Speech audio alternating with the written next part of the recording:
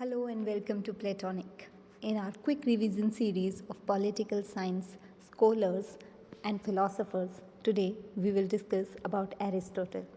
So we are going to discuss the quick keywords and quotes associated with Aristotle. So he is also known as the father of political science, the father of comparative politics, because he had read around 156 constitutions, and he is also known as father of rule of law or father of constitutionalism, where he says that people should have a say in the polity of their times. Aristotle is hailed as the greatest disciple and the greatest critique of Plato. So when we were doing our lecture on Plato, we had read a few things about him. So let's draw a contrast between Plato and Aristotle. So if Plato is perfectionist, Aristotle is practical. If Plato is radical, Aristotle is moderate. If Plato wants the best ideal state, Aristotle goes for best practicable state. And if Plato is the father of political philosophy, Aristotle is the father of political science.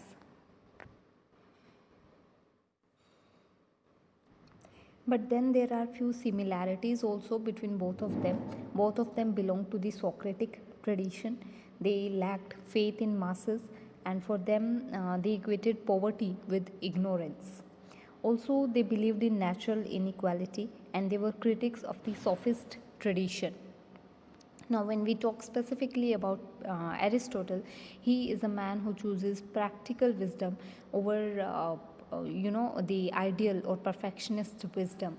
He chooses common sense, and in his methods, in his ways, he chooses moderation, that is moderate, the middle path. Also, he chooses the best practicable option, and he is conservative. For him, the slightest of change is amounts to revolution. Next is his theory of state. Aristotle says that man is by nature a political animal, and state comes into existence for the sake of life and continues for the sake of good life. So he says that nature has determined a place for everyone, and destiny of man is that he has to live under the state. So on the basis of logic, historically or chronologically, man comes before the state, but logically state is prior to man. So he gives more value to the state as compared to individual. Also, this we can find in his quote where he says that whole is more than the sum of its parts. So we can call Aristotle as statist also. He's giving more value to the state. Then comes his theory of citizenship. So for Aristotle, citizenship is not just simple or formal citizenship, but it is a substantive citizenship that is looking for qualitative participation that he is looking for. So he says that citizenship is the duty towards the state, and it is for this reason that in his theory of citizenship he excludes slaves, children, women, old people, and foreigners from being citizens. He says that slaves do not have reason, children lack maturity, women have no time left because they are so much engaged in the family life, and old people, their physical conditions are so uncertain, and foreigners cannot be trusted with their patriotism towards the country. So this is how he excludes them from citizenship, and he's looking for qualitative participation of citizens in the affairs of the state. So substantive citizens, this is the keyword, are needed, and not just in formal sense. So what Aristotle has given is considered to be a narrow conception of citizenship, and this may not be treated as democratic and desirable. He has been criticized for his theory of citizenship later. Because he said that only native born adult Greek males belonging to propertied class can be citizens.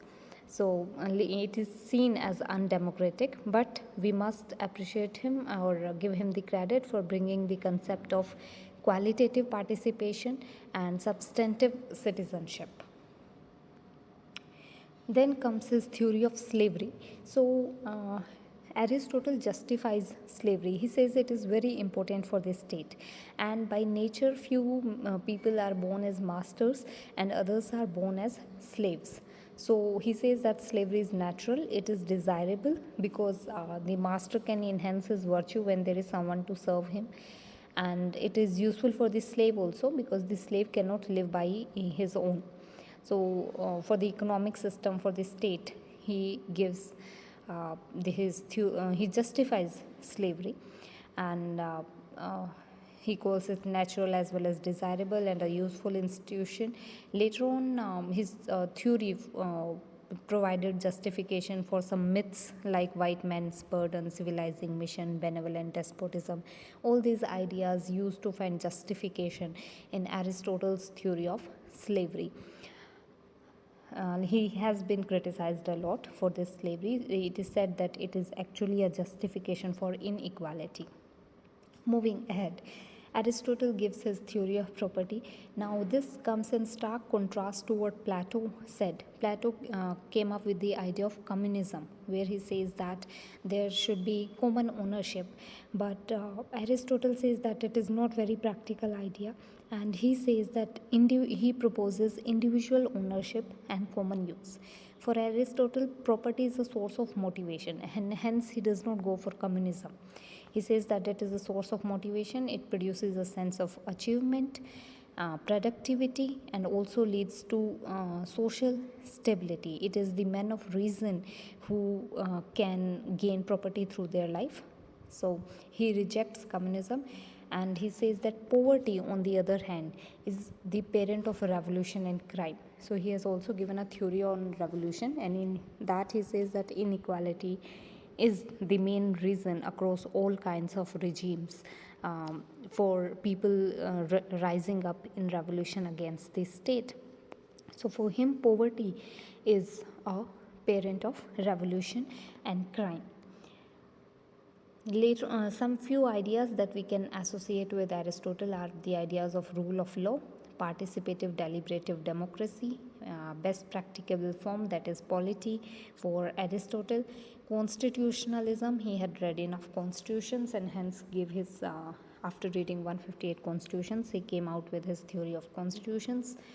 And he is also a proponent of civic republicanism, where he says that people should participate in the affairs of the state.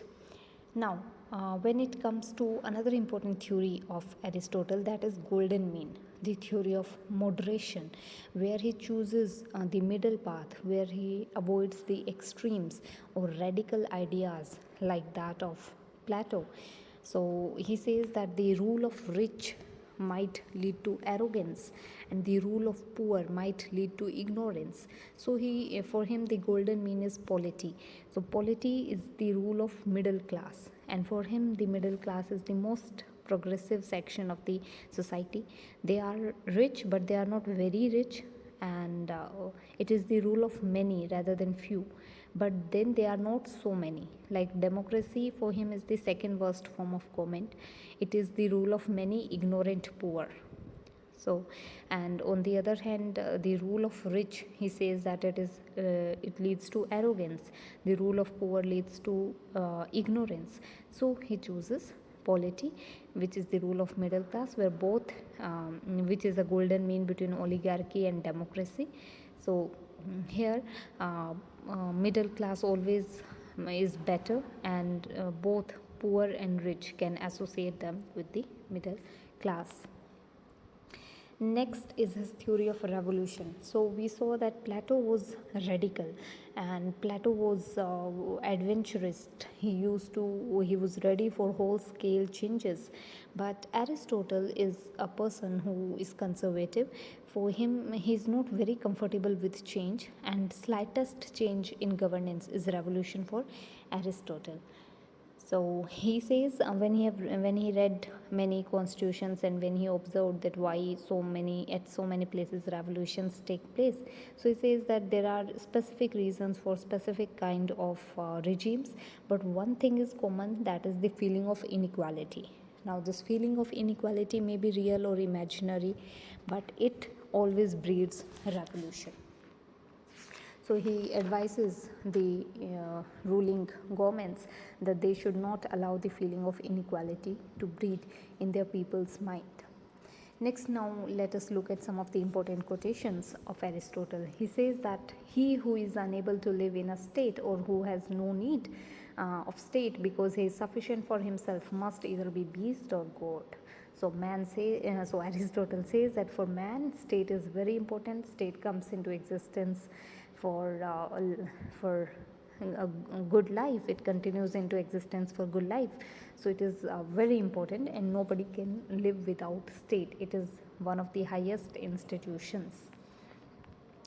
Next, this quote almost summarizes his views when he says that man is by nature a political animal.